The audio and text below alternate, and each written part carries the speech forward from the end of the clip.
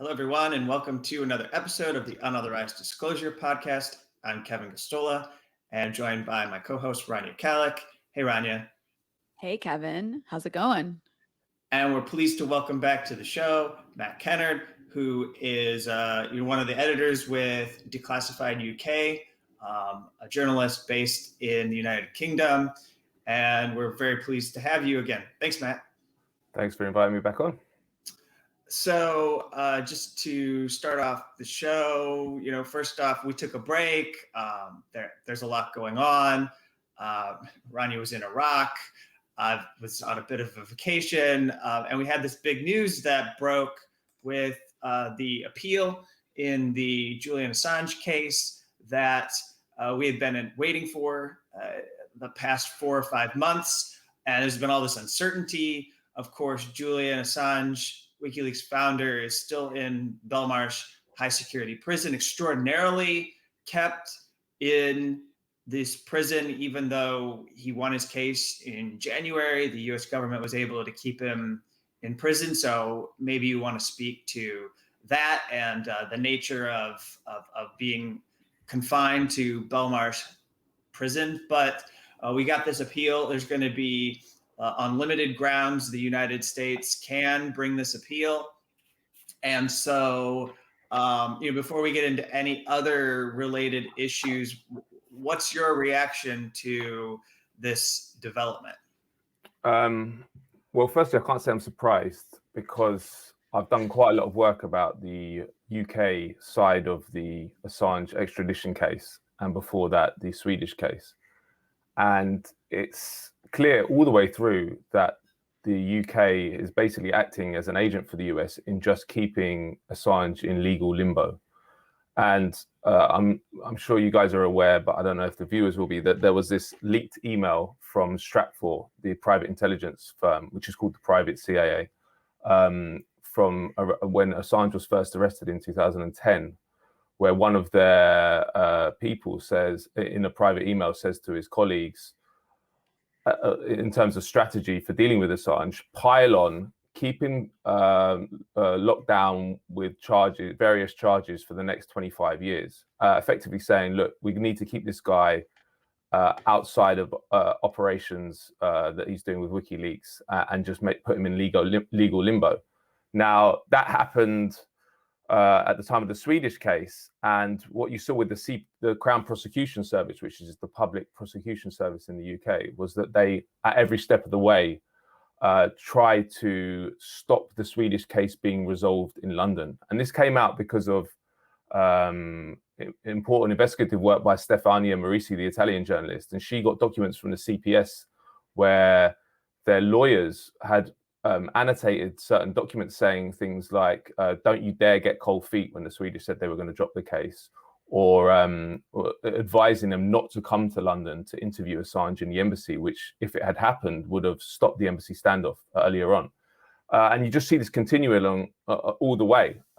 So, for example, when he won his case, as you mentioned, when District Judge Vanessa Baresa ruled that he shouldn't be extradited because of concerns about his suicide and his mental health, he wasn't allowed out on bail, which everyone was expecting. Now the appeal's been granted, so he's kept in legal limbo again.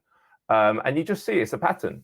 They do not want him to leave prison. And I think my hunch is that they don't even want him to go to the US because of the embarrassment of the spectacle. I mean, you're talking about a publisher and a journalist being put on a plane, landing in the US to face a trial, which everyone knows will be completely unfair. It's a done deal.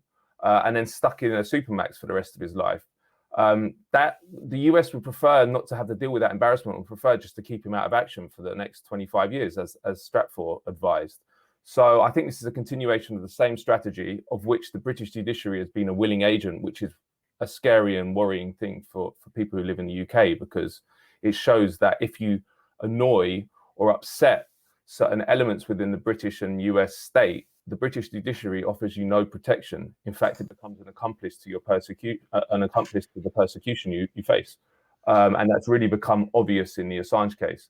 So now, as you mentioned, the US appeal of the decision has been granted, limited on limited terms, but the US have also offered certain concessions to the UK, things like saying that he can serve his sentence in Australia, and he wouldn't be sent to a Colorado Supermax, which is where everyone assumes he would go. Now, I don't think that would you believe that the US would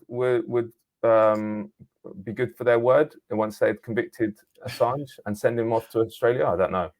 I think he's such a prized possession that they probably just wouldn't mind about the international outrage if they did that. So I wouldn't trust it. I'm sure that the suicide risk, which is what Vanessa Barresta made a decision based on, not to send him, it still implicates.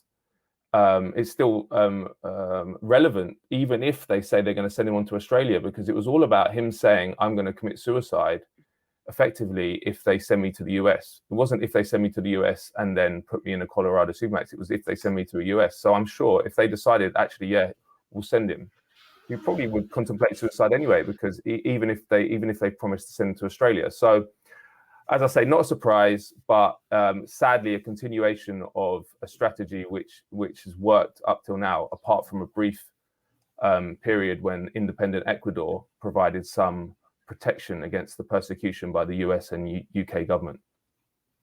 Sorry, can I just add one more thing, actually? Because you mentioned Belmarsh, that is a major part of this as well. The maximum security prison in London, which has been called Britain's Guantanamo. And it's got all the most high-profile terrorism cases, paedophiles, sexual criminals, and murderers. And one of the stories we did at Declassified, actually, I sent a Freedom of Information Act request to get a list of offences that have been committed by inmates at Belmarsh. And it showed that over 20% of them are in there for murder, over 2/3 are in for violent offences, and only 2 of a population of nearly 300 prisoners were in there for violating bail conditions, one of which is Assange. We don't know who the other one is. But you can just it shows again how irregular the UK judiciary's and legal systems handling of this case has been. He shouldn't be in Belmarsh at all. He's not a threat to anyone in terms of violent offence or other serious crime. I guess this is maybe a little bit more for you, Kevin. I hate to be so America-centric here, but I am struck by the fact that I guess this means, because we weren't sure at the beginning of Biden's presidency what he was going to do.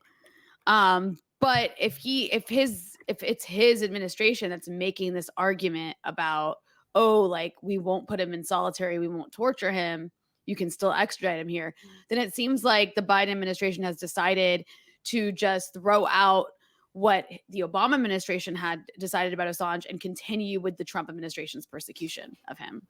Yeah? Well, yeah. So Stella Morris, who is Julian's partner, made it very clear and plain. I watched her interview for the Katie Halper show yesterday. We're recording this on the 9th of July. And she said, if you're on the side of prosecuting Julian Assange, then you are effectively siding with Trump. And it is that plain.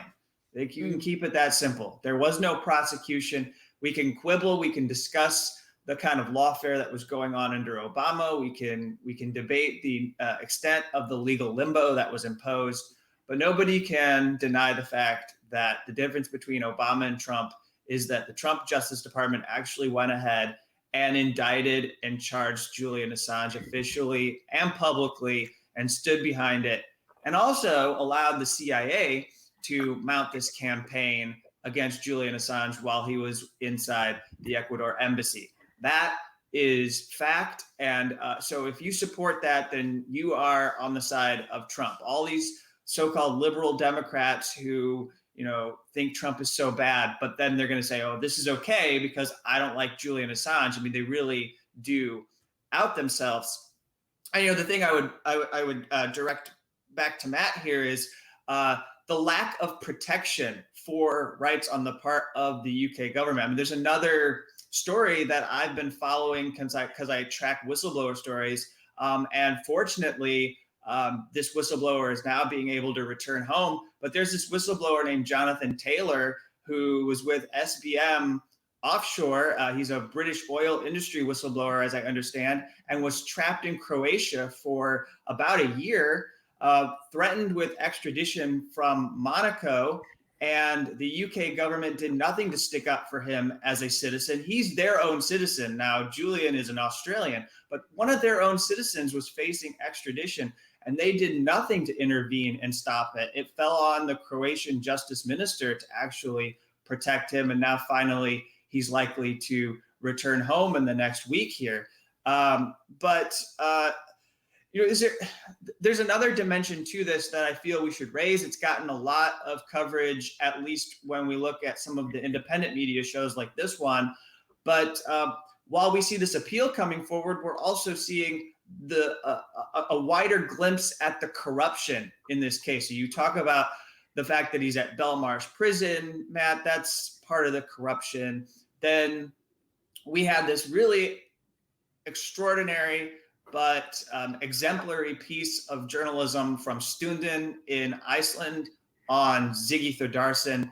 I don't know how much Rania knows about this figure who's gotten some press in the last week to 2 weeks. But this for 3 months, this journalist, I may butcher his name a little bit, but I believe it's Bjartmar Andersen, and he worked on this. He talked with Ziggy for like 9 hours, he said, and was able to expose the complete fabrications behind these hacking allegations against Julian Assange, and also to expose the reliance of the US on, well, let's just say the Trump Justice Department, because another point that should be made is that Ziggy is part of the Trump Justice Department's case against Julian Assange. He's part of the new aspects of the case.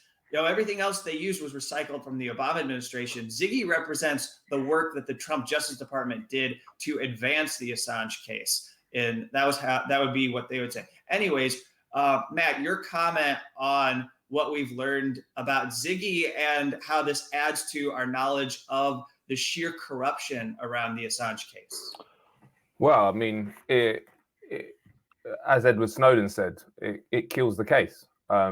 He said he fabricated accusations against Assange for a deal with the FBI. So, I mean, it does kill the case. But I think even more interesting than that, the case should have been killed a long time ago because of various revelations. I mean, we've got evidence, cast iron evidence, that the CIA, through a Spanish security company called UC Global, was spying on Assange's privileged conversations with his lawyers within the embassy.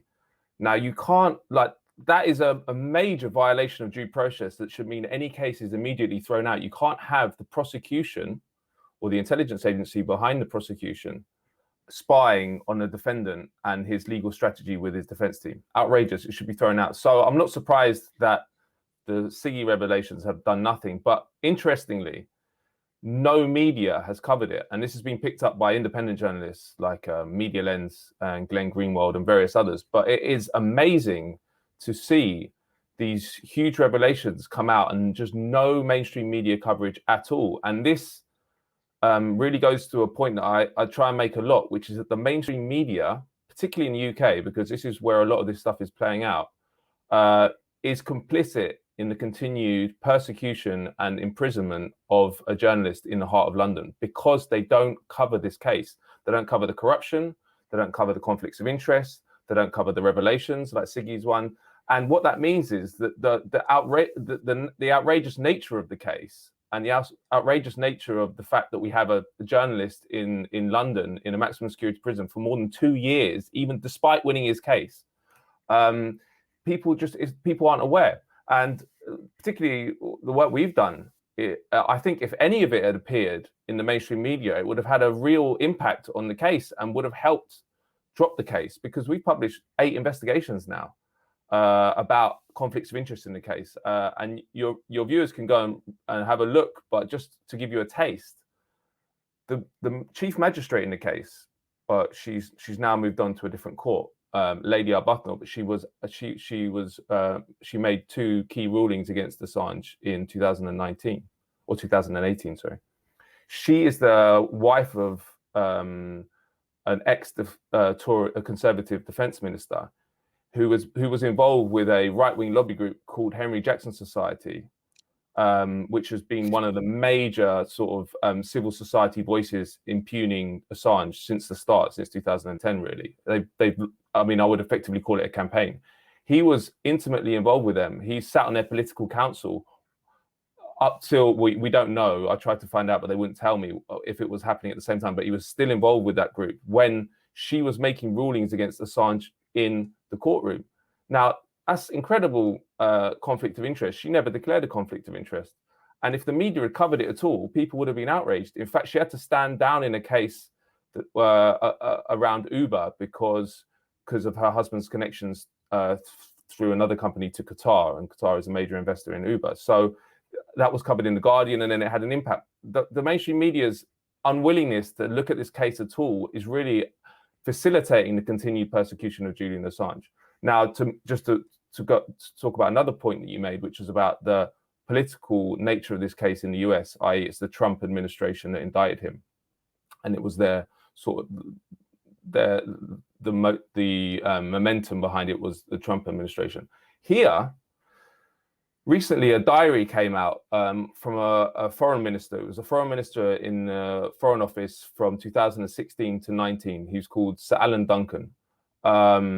It's incredible reading because it's the first real, he was the key negotiator for the UK government with Ecuador in trying to get Assange out of the embassy. And I've tried for years now to get information about a minister's role in the Assange case, and every Freedom of Information Act request has been blocked. But he's very, very open about what was happening. And it shows quite clearly that the UK government was intimately involved in this case, and in a way that they wouldn't be with any other case. You wouldn't get it with a murderer or something else. It clearly shows the political nature of this case.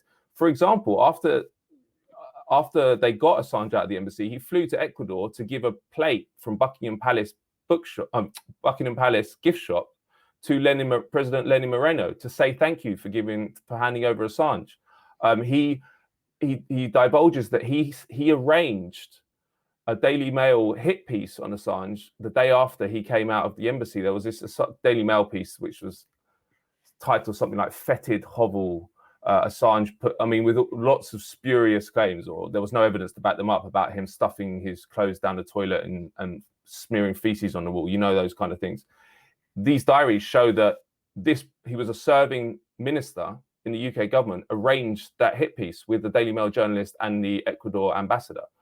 Not been covered at all in the media. I did a piece for Declassified about it. But again, it just shows that this case is so corrupted, so political, and it's so obvious, but they're getting away with it because the mainstream media have just completely dropped the ball. And it's an outrage. Journalists, when history is written, however this ends up, they're not going to look good. It's really amazing. And of course, at the end of the day, we have to remember why they're going through all this, right? They're going through all this because Julian Assange embarrassed empire and exposed war crimes. And that's what gets lost in all of this, is the fact that, you know, his character has been assassinated to the point where even, I don't know if you guys have the same problem in the UK, but in the US, on the progressive left, it's actually controversial to support Julian Assange. Do you have that same kind of issue in the UK on the left, where there's like a segment of the left that's just like, no, he's disgusting and we don't care about him? Yeah, massively. Really? It's a very marginal part of the left in the UK that supports him at all. I wouldn't say there's much support for him at all, even on or at least coverage of his case.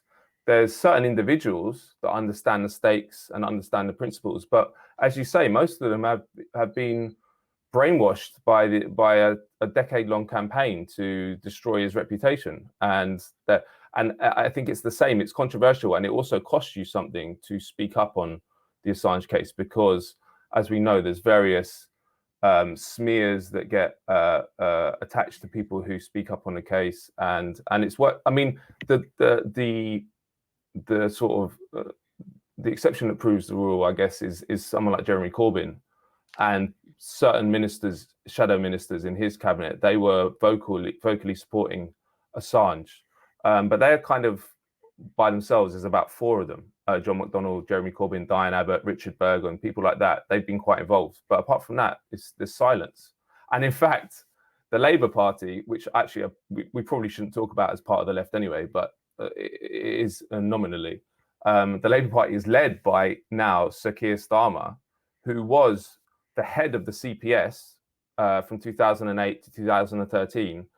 So in the period when the CPS was basically trying to stop the Swedish case being resolved from 2010 to 2013, he was the head of it. He must have had some involvement in the case. We don't know what it is because, as I mentioned, no British journalist has ever asked the leader of the Labour Party what role he had in the Assange case. It's just airbrushed out of existence. I actually wrote him an open letter, which was published on the Grey Zone last year, which I'd originally emailed to him, but he didn't respond to. But it goes through some of this stuff. So, yeah, the left have completely dropped the ball, and I think part of it is that they don't understand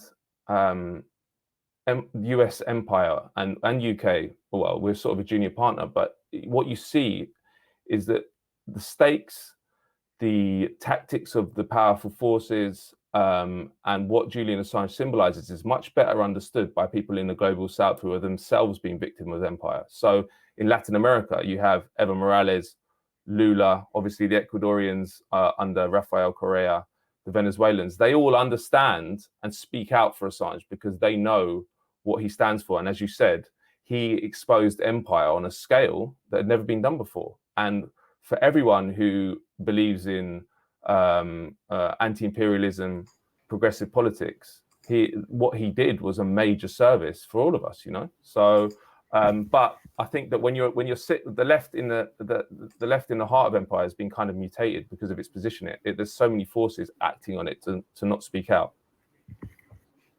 So I want to move and broaden our conversation to cover the UK and talk about some of these issues of empire. And let me position this correctly so we can see the headline. This is a story that you worked on with your project Declassified UK on the secretive British anti-crime agency that spent millions training Colombia's repressive police. And I'd like you to talk about working on this and reporting this out. And also just to remind people that in the context of when you published this, there were these protests. There was this violent repression as well as this uprising that was unfolding in Colombia at about the same time. Yeah, I mean, it's interesting working on UK foreign policy because actually for most of my career, most of my youth, I looked at US foreign policy. But what you see is essentially they're doing the UK genuinely is a junior partner. They're doing all the same things just on a smaller scale, and they work in hand in glove everywhere. And Colombia is no different. As you guys will know, the US footprint in Colombia has been massive for decades and decades. And I mean, it's the jewel in the crown in Latin America for the US empire, and it's quite similar for UK foreign policy as well. And I wanted to look at what role they had in the police, because, as you said, in late May and then running all through June, there were anti-government protests initially sparked by a tax reform, but just then escalating into general anti-government sentiment. And they were met with brutal and lethal force by the Colombian police. Savage stuff. 63 people were killed in weeks. The kind of stuff that if it happened in Venezuela, it would be on the front page of every newspaper and leading every news bulletin. But obviously that didn't happen because it was an ally. But and so you're saying there's this fund that exists for providing support for these kinds of operations. Can you get into this fund? What's it called and describe it? It's a fund run by the UK Foreign Office called the Conflict, Security and Stability Fund, CSSF. It's a pot of money that the UK Foreign Office uses to basically pursue projects around the world to push UK interests under the guise of aid, which is a common imperial technique. And they'd been funding this program to train Colombian police from 2015 to 2020 at a cost of £2.3 million. And I approached the contractor for it, which is called the National Crime Agency in London. They are the sort of they operate globally. They're the law enforcement arm of the British state, but they're shielded from transparency laws. You can't send Freedom of Information Act requests to them. They are alongside GCHQ, MI5, MI6 in that regard. So they're part of the secret British state. So I wanted to get basic information from their press office about this program, which has never been mentioned by them. And they gave me nothing. First of all, I said, is the training ongoing? Which they wouldn't answer. I asked what the nature of the training was, which they wouldn't answer. And I asked what, if any, of the police that had been trained had been involved in operations against the protesters. Again, they wouldn't answer. So I mean, one of the major takeaways from it is one of the major takeaways we get from most of our articles, which is just that the British state has a culture of secrecy that they get away with, and they use the cover of national security all the time. But of course, they're actually protecting themselves. It's political security they're protecting. So. And they don't want to get exposed for training these repressive units or training these repressive regimes, because this is in the context of the UK training all the Gulf dictatorships. In fact, in terms of military, we have personnel permanently deployed to most of them.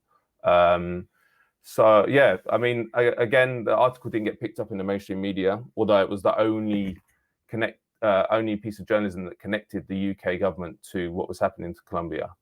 And it came after that we published a big investigation in, I think, February about UK destabilization of Bolivia and support for the 2019 coup. Now, in that case, there was a big reaction in Bolivia, and the UK ambassador got called in by the foreign minister and had to produce a report based on my investigation. And the UK embassy in Bolivia released a communique which accused us of a campaign of disinformation. And this story was based upon their own documents that they'd released to me under Freedom of Information Act. And we actually, it was a serious charge because in the UK and in the US as well, there's this new area of warfare called, which they call the grey zone, right? Which is about information warfare or disinformation now, all these things. And in UK military strategy documents, they say that disinformation, that they're fighting disinformation actively, the intelligence and military services of the UK. So if you get accused by the government of a campaign of disinformation, it opens you up to these kind of institutions using tools that they wouldn't have been able to previously. So we actually sent a legal letter to the Foreign Office to ask them to take it down because it was libelous and also worrying in terms of the implications it would have for us. So the UK footprint in Latin America is something that's just not covered at all, but it's actually quite significant. And the Colombian story, it was one part of that. We're actually working on another one about UK military support. I don't know when it's out, so I can't tell you what the top line is, but it's about what kind of military presence that we have in Colombia. It's all just the hypocrisy of it. It's just like astounding because all of these same countries, like you mentioned all these awful countries that there's this partnership with and this training with that have these like really authoritarian right-wing governments, these neoliberal right-wing governments. And then at the same time, you have the US and the UK lecturing, and Germany lecturing the world, like constantly moralizing and wagging their finger at all the adversary countries. I mean, even just this week, I'm always really impressed with the ability of the US, and I assume the UK is the same way, to just be meddling like everywhere all the time. And I'm in Lebanon, so I'm constantly seeing this happen. But just this week, the US ambassador to Lebanon, the US ambassador to France, interestingly not the UK ambassador, I don't know, the UK ambassador actually, on a side note, the UK ambassador to Lebanon just resigned. And every time the UK ambassador, not resigned, his time finished, every time the UK ambassador leaves their time in Lebanon, they always write some letter lecturing the country about its corruption. And that's exactly what this UK ambassador did. like anyone cares what you have to say.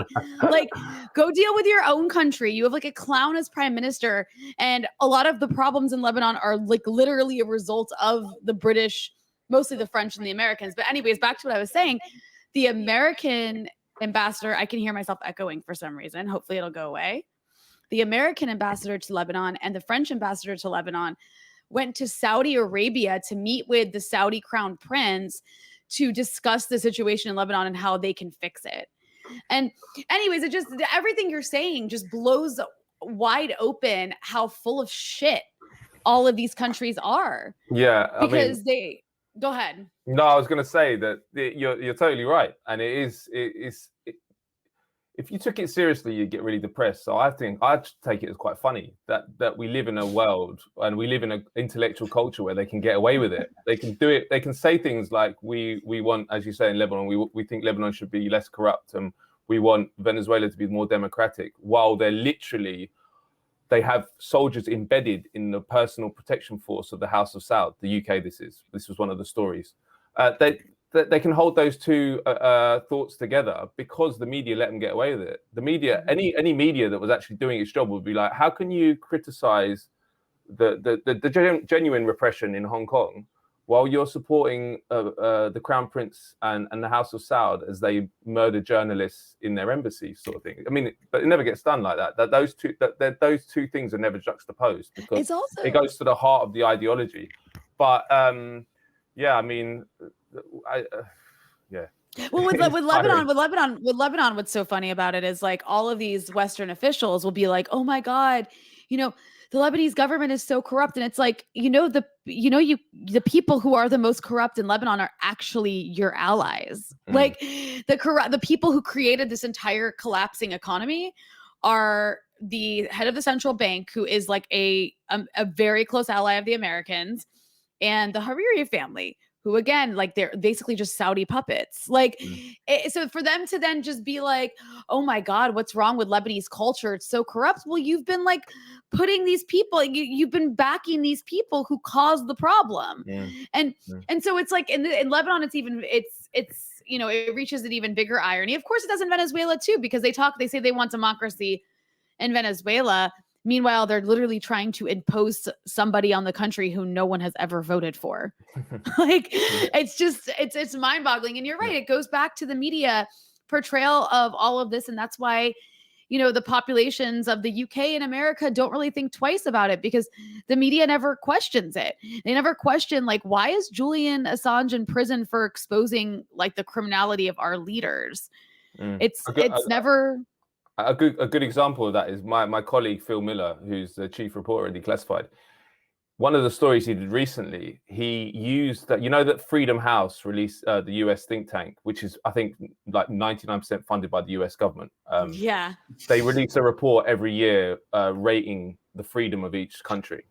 So he went through and found out how many of the most repressive regimes in the world are backed by the UK. And it was like more than 50%. So the headline was, Britain backs over 50% of the world's most repressive regimes, or most of them. And this is close support, military intelligence, all sorts, basically propping up these regimes. That article, I read it and I was like, they should give this to every young person when they start university or in school, and just show, look, you're going to be subjected to an avalanche of propaganda in the rest of your life. Yeah. Read this now so you know what the truth is, and forget all the other stuff. And the other thing that makes me laugh is, Rani, you're talking about how it's so mad, really, what they get away with. And I think the intellectual level for American exceptionalism or UK exceptionalism is about 5 years old. If I told my son a fairy tale with, like, American and British exceptionalism, and then provided him with a little bit of evidence, I'm sure he would just say, "Oh yeah, that's not true, is it?" Whereas, like, you literally cannot work in the corporate media. You cannot have a column unless you believe this bullshit. So yeah, it's quite an interesting it's quite an interesting contradiction. Yeah, well, so let me ask you about another set of mythology that exists And I think it's mostly uniquely domestic, although some of it has filtered out, I imagine. But I was looking online, and I see that Boris Johnson has been able to successfully cast himself as libertarian in some circles. And yet, I'm not going to be able to name drop the person who I got this from, but there's a police bill going on right now to crack down on protests. There's also an effort to decriminalize torture that soldiers have committed for British soldiers. And so would you take up a couple of these issues, these two issues, and describe for people, what the British state is doing here? Yeah. I mean, just on your initial point about Boris Johnson, I mean, it's the same in the US, it's the same everywhere. It's always, nearly always wrong when these corporate journalists impute sort of ideology to basically what are power-hungry idiots in the case of Boris Johnson. He doesn't believe in anything apart from power. So they've often cast him as this libertarian. It was the same before he was mayor of London. And the funny thing about mayor of London, when he became mayor of London, so they were saying, oh, he's a libertarian. And the first thing he did when he was mayor, literally the first thing he did, his first policy was to ban drinking alcohol on buses and the tubes, which was very unpopular. And I was actually against it. But either side, it does show that he's definitely not a libertarian. And actually, during these lockdowns, they've been briefing Number 10 that Boris Johnson is really sad about doing these lockdowns because he's by instinct a libertarian. And as you say, all the evidence that you can present shows the complete opposite. And in fact, there's a massive closing down of all sorts of dissent in British society, which is extremely alarming. He has a big majority. He's still ahead in the polls. So what they're doing is pushing through a raft of things that are completely outrageous. In the case of the crime bill and the policing bill, they can now ban protests that are perceived to be annoying or too noisy, and you can go to prison if you participate in them. Obviously, that's an elastic enough term that the police can use it any way they want. Then there's as you say, making sure soldiers can't be prosecuted for crimes in war. There's various changes they now want to do to the Official Secrets Act to blur the distinction between the leaker and the journalist, to criminalize the journalism end of a leak, which could put people in prison for up to 14 years. These are still proposals, but they think they're going to be pushed through. So there's a massive clampdown on civil liberties. And actually, like they have in the US, they've managed to co-opt part of the liberal intellectual elite and liberal journalists, because the Russian bogeyman has been invoked so much that a lot of this is presented as action against foreign interference, not in the case of the policing bill, but in the case of the Official Secrets Act reform and intelligence service collection of data, which is outrageous in this country. So yeah, it's not looking good. But as I said, we have no effective opposition as well. That's the problem. Under Jeremy Corbyn, even though he wasn't in power, it felt like we lived in a much more democratic country, because every time the Conservatives would come out with this stuff, even if they'd win the vote, the debate, the discourse would be completely different, because the other side would be presented in the media. They couldn't avoid interviewing Corbyn and actually enunciating his policies. So, but we don't have that anymore. Keir Starmer actually said at the start of the pandemic, I don't want to oppose for opposing's sake. And he actually hasn't done any opposing at all. So the Tories have basically been free to do a lot of this stuff. There was another really terrible bill which passed, which allowed MI5 agents to murder and rape and kill legally, and that passed with the Labour abstaining. So yeah, I mean that sounds extreme, but that's what we're living with here, and I don't think it's going to go any other way, because it helps them. We have a media here that is dominated by billionaire-owned right-wing, far-right papers, who basically just constantly pump out propaganda for the Tories and soften up the population to accept all this stuff. They get more popular as they do more of this stuff. I mean, I'm listening to myself saying this, it sounds like we're on the road towards fascism. I mean, it might be a long while, but that these kind of laws are taking us to a dark place. You mentioned Russia, so why don't I put up this story that you worked on here? You can break this down for our listeners and audience. But there we go. We've got this picture of Tony Blair and Vladimir Putin, and he's looking pretty jolly with Vladimir Putin. Yep. And it's under the headline for people who are just listening. It says, revealed UK ignored Chechnya war crimes to push BP's oil interests as it worked to get Vladimir Putin elected in 2000. So we've been talking about hypocrisy. You say that there is this boogeyman of Russia now that the security apparatus is using. That's been global. We felt that viscerally here in the last 4 to 5 years, but in the UK, it's been pernicious as well. So why don't you go in and break the story down? I imagine Ron, you'll have a reaction to whatever you have to say. Well, there's quite a lot to unpack. Just to talk about the picture initially, because that's kind of the key to the whole story. That is a picture of Tony Blair and Vladimir Putin attending the opera in St. Petersburg, Russia's second city, in March 2000, 2 weeks before the Russian election, which Putin would go on to win. And he's obviously still in power 21 years later. So what happened in 2000 was when Yeltsin died. He didn't die. He resigned suddenly on New Year's Day in 2000 and appointed Putin his successor. But the British believed that he would continue Yeltsin's legacy, which was basically just to become a servant of the West.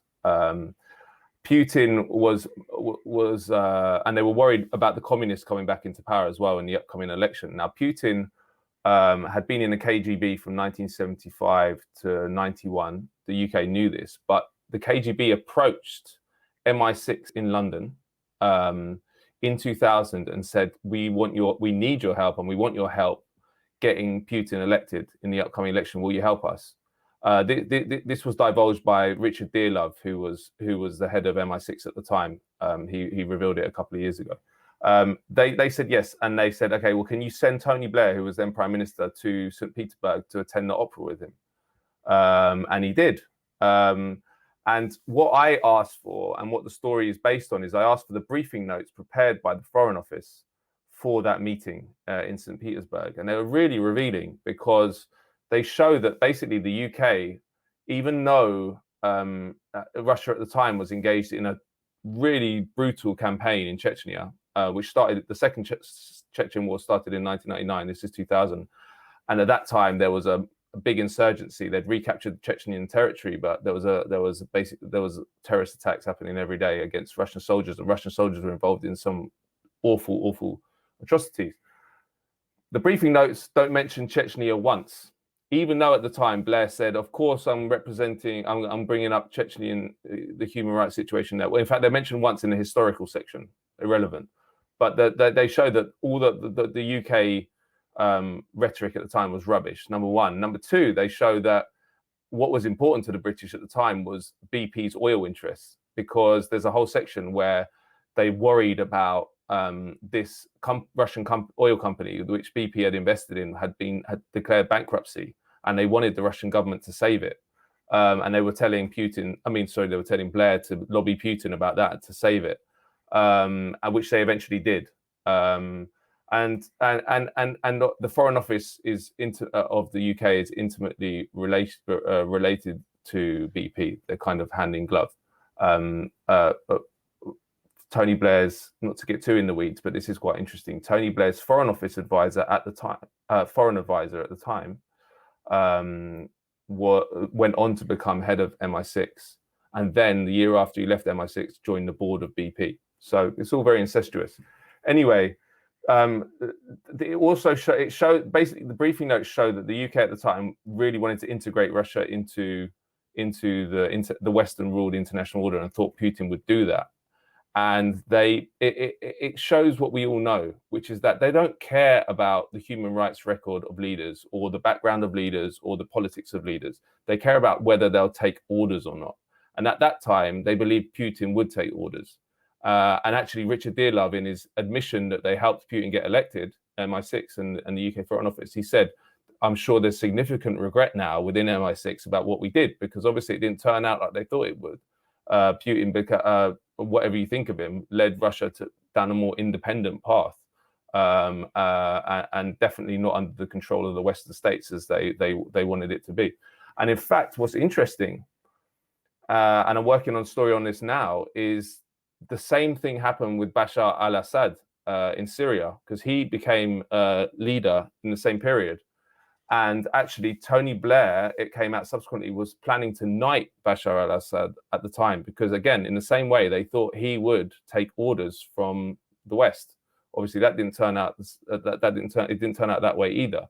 So it just shows that the media portrayal of UK foreign policy, it's the same in the US, is completely at odds with reality and does not stand up at all when you start presenting evidence, real evidence about what's happening on the ground.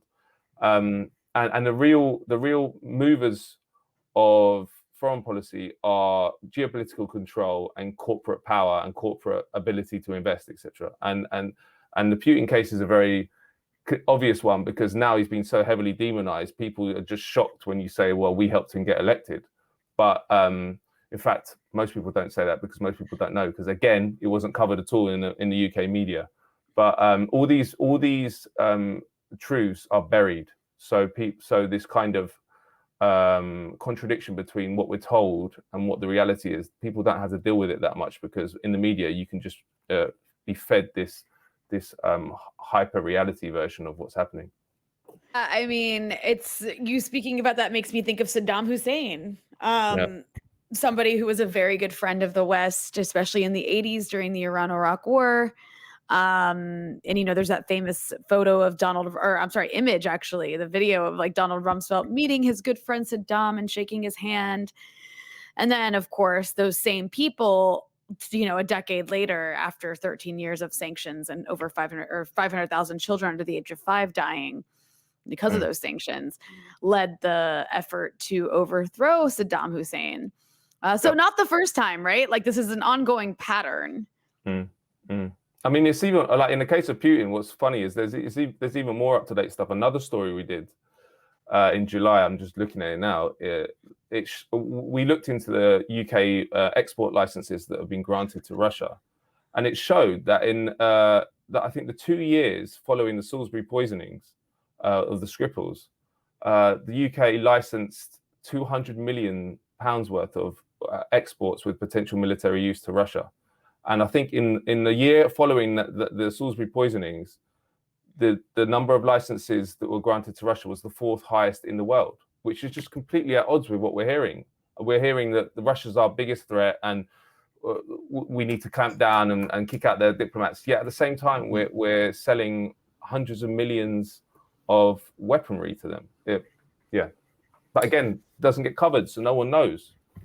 Final question that I have for you before we wrap is, you know, all of this is amazing journalism, and you have to be able to access documents, and nobody really wants to listen to us go on and on for hours about freedom of information law. But at the same time, this is a crucial mechanism for getting this, and when the state's able to obstruct and enforce its secrecy by blocking access to these documents or blacklisting certain organizations so that you can't get these documents, then it's extremely effective in preventing the public from knowing what's going on. Also, it's why WikiLeaks existed. I mean, it existed because there are these powerful countries that do use their freedom of information systems to block access to the most sensitive information that we really do need to know collectively, which is a really broad way of getting into. If you have any comment on what's going on right now with Stefania Marizzi and her effort. Stefania Marizzi is the Italian journalist who has done some tremendous work covering the WikiLeaks, the sort of issues you opened our show with, and talking about how the British government clamped down on almost targeting different individuals within WikiLeaks. And she's been trying to get documents from all of the countries implicated, and to look at how they targeted Kristen Hrafson, who is now the editor-in-chief of WikiLeaks, filling in while Julian's imprisoned. There's Sarah Harrison, who of course helped Edward Snowden get to safety, but he ultimately was trapped in the Moscow airport. There's Joseph Farrell, who's a spokesperson with WikiLeaks, who does work with WikiLeaks. And she was recently, they've been having this major case go through the UK with her trying to get access to these documents. And you've got Scotland Yard that is arguing that national security and US relations will be impacted. And they just had a closed session this past week where her and her lawyers are not allowed to be there to hear the official arguments from Scotland Yard. So I think this just exposes a lot about the nature of the British state. And because it affects you and your ability, we can talk about this in the context of WikiLeaks, but I also imagine that this issue with getting documents is something that is a major obstacle for Declassified UK. Yeah, I mean, what Stefania is kind of up against is just as what I mentioned earlier, which is the culture of secrecy which exists within the British state. They're not used to having to divulge information, and most journalists aren't really looking for it, which helps them. And in fact, it's interesting, isn't it, that it took an Italian journalist to do this kind of work, rather than no UK journalist has ever tried to get this information, even though these are all UK citizens. Well, apart from Kristen, but Sarah and Joseph, Sarah Harrison and Joseph Farrell are both UK citizens. So, and to go back to your point about how it affects us, it's been very clear for us, because although we're an alternative site and we publish it on a website in South Africa, actually, we have that, even though we don't have anywhere near the impact of the mainstream media, the reaction of the state has been quite extreme. So, for example, last year in October, we found out we were blacklisted by the Ministry of Defence. We were told by, or my colleague Phil Miller was told by a MOD press officer, when you asked for some information, we no longer deal with your publication. And actually, this sparked a level 2 press freedom alert being sent out by the Council of Europe, which means the MOD had to respond. And Ben Wallace, the Defence Secretary, had to make a statement in the House of Commons about it. And he ordered an independent inquiry and review of what had happened. And this was published a couple of months later, and it basically showed that some senior officer within the press office had called us a hostile organization and said to put us on a list, which sounds like something out of Pinochet's Chile or something, like independent journalists being put on a list by a military officer. Again, this was published. The inquiry, the review was written by Tony Blair's ex-spokesman,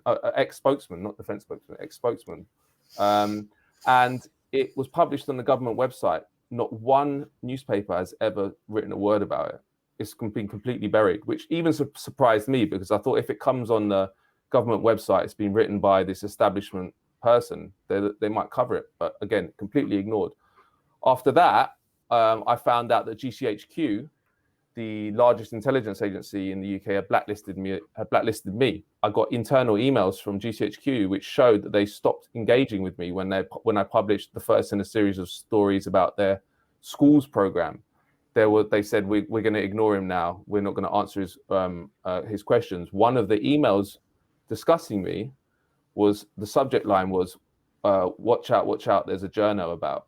That's how they were talking about me. Whoa. This is and again, that wasn't picked up in the media at all. We published a story about it. But we're not powerful people. We're just alternative media journalists. And yet, when they come up against journalists, they're used to coming up against journalists that are pliant and do what they're told, or at least take the messaging that the agencies want out to the population. When they come up against journalists who actually want to find out what the truth is, they don't know what to do. And their instant reaction is, we won't engage, or we'll actually blacklist you and put you on a list. And this actually, to bring you up to the last story I did, was that the Foreign Office, I got more emails from the Foreign Office about me when I discovered that after I'd put in Freedom of Information Act request, they personally profiled me and got links to my pages on The Guardian and Open Democracy and whatnot. And they had and then they'd rejected my request after that, which is unlawful. Or a lawyer told us it was unlawful. Again, there's no reaction. Another request I made to the Cabinet Office, which supports Boris Johnson and has very cross-government functions. They came back and there's this thing you can do here called the subject access request, where you can request any data an agency has on you or an institution. They came back late and to me when I made this request to the Cabinet Office and said, actually, we can't process your request because we've got too much information on you within our department that it's too much to process. They said we referenced you 1,900 times in 18 months, which is 4 times a day. And I only wrote 31 articles in that period, so I don't know what and then I tried to refine the search and they haven't responded. So this is a government that just sees journalists as enemies and actually it takes action against them. So, I mean, it's a trend that you're seeing in the US as well. I mean, we live in an information age, right, where more independent-minded people can get their message out. Documents can be released en masse in a much easier way. So narrative management is much more difficult for powerful states. So now they're going to clamp down on the ability of journalists to do their job because there's more ways we can get our work out. We'll see how that ends. Again, just to finish, that also ties in with what I was mentioning earlier about the reform of the Official Secrets Act and a general closing of the ability to do national security reporting because they want to criminalize the publication of classified material that they deem is damages national security. And actually, there's another proposal which is even more scary, which is that they want to criminalize the handling of classified information. So even if you don't publish it, having it in your hand could be criminal. That was another recommendation of a previous commission. So yeah, you'll see. I mean, the UK state doesn't, as I mentioned, doesn't get many real journalists actually trying to find out what's going on. So they're probably a bit surprised by Declassified, but long may it continue. So I think we probably should wrap. But this is all hugely important. I don't know though. If you have a moment, I'd like to go out on a light note. There's a bit of drama that's been unfolding in the U.S. Among the left media over the past couple of weeks. And Rania, I think for our show, we should play this clip of Anna Kasparian name dropping you obliviously, and I don't know if Matt will have. I don't know why she did this. It's like it's actually shocking.